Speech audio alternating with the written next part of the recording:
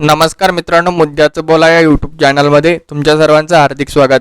बीड लोकसभेची निवडणूक आता चौथ्या टप्प्यात पार पडली। महाविकास आघाडीचे बजरंग सोनवणे आणि महायुतीचे उमेदवार पंकजा मुंडे यांच्यात कोण बाजी मारणार याची राज्यभर चर्चा सुरू आहे।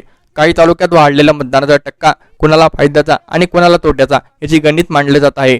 मात्र निवडणुकीच्या काळात प्रचारासाठी सादर केलेल्या खर्चामध्ये तफावत आढळून आल्याने महाविकास आघाडीचे उमेदवार बजरंग सोनवणे यांना निवडणूक निर्णय अधिकारी दीपा मुधोळ मुंडे यांनी नोटीस बजावली आहे। त्याचबरोबर महायुतीच्या पंकजा मुंडे यांना देखील खर्चाचा रेकॉर्ड सादर करून तपासणी करून घ्यावीत व खर्चात तफावत राहणार नाही याची दक्षता घेण्याची सूचना केली आहेत। असा आदेश दीपा मुधोळ मुंडे यांनी काढले आहेत। मात्र बजरंग सोनवणे यांना नोटीस दिली आणि पंकजा मुंडे यांना नोटीस का दिली नाही यामुळे काही नवा वाद सुरू होतो का हे पाहणं महत्त्वाचं ठरणार आहे। तर बजरंग सोनवणे यांच्या एकूण खर्चामध्ये एकूण 9,59,231 रुपयांची तफावत त्यांनी मान्य केली असल्याचं देखील सांगितलं जात आहे।